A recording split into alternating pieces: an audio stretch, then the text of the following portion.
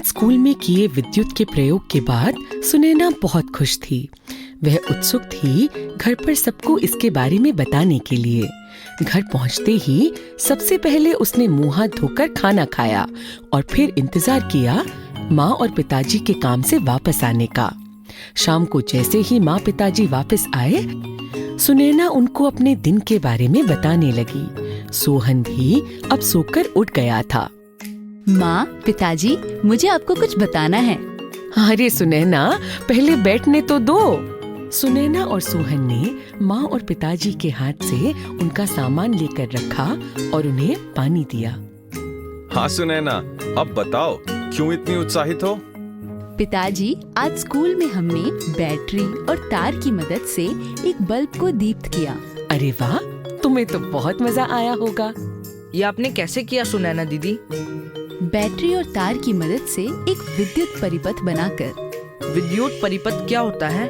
सोहन, किसी भी विद्युत यंत्र को चलाने के लिए एक विद्युत परिपथ चाहिए होता है जिसमें विद्युत धारा बहती है।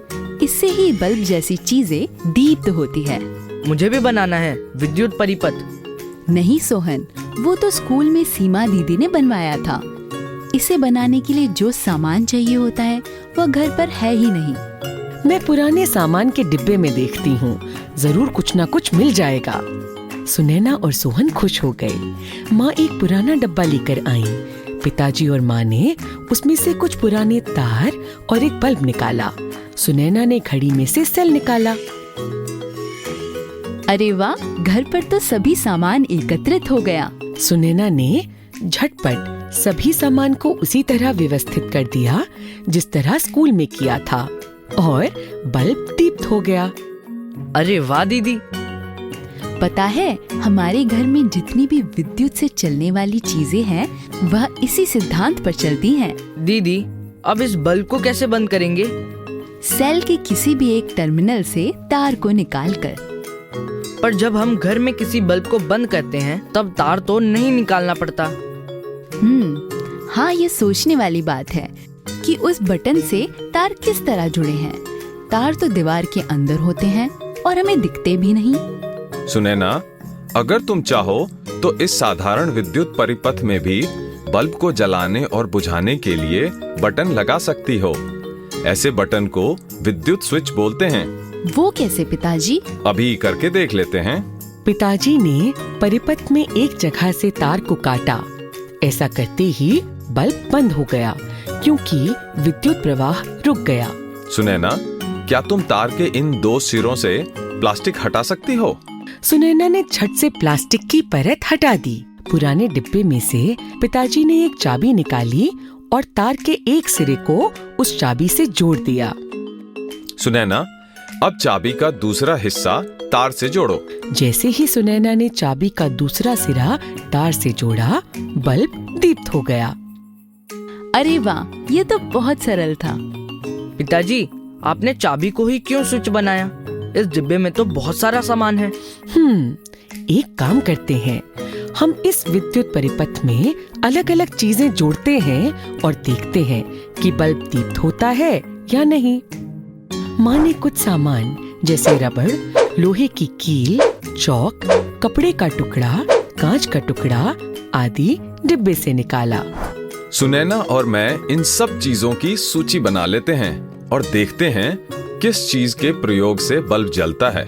सुनैना ने एक कागज पर सूची बनाई। सबसे पहले इस लोहे की कील के साथ प्रयास करते हैं। सुनैना ने चाबी को हटाकर लोहे की कील लगाई। बल्ब दीप्त हो गया। पिताजी, इस सूची में लोहे की कील के सामने हाँ लिख दीजिए। अब रबड़ के साथ कोशिश करते हैं। रबड़ के साथ तारों को जोड़ने पर बल्ब दीप्त नहीं हुआ। इसी तरह कपड़े के टुकड़े से भी नहीं हुआ, पर चांदी की चम्मच से बल्ब दीप्त हो गया।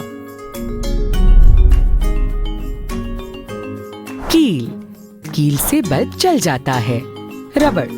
रबड़ लगाने पर बल्ब नहीं जलता। कपड़े का टुकड़ा लगाने पर बल्ब नहीं जलता।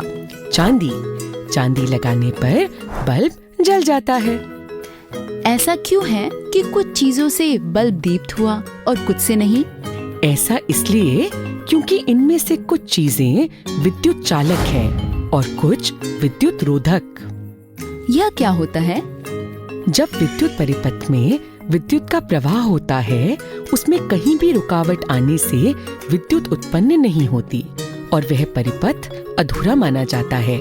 विद्युत चालक ऐसे पदार्थ हैं जिनसे विद्युत प्रवाह नहीं रुकता, बल्कि ये पदार्थ आसानी से विद्युत का प्रवाह करवाते हैं, जैसे धातु से बने पदार्थ, लोहा, तांबा, चांदी इत्यादि। इसलिए बिजली के तारों को धातु से बनाया जाता है ताकि विद्युत उनमें प्रवाह कर सके। पर तारों के ऊपर तो प्लास्टिक होता है।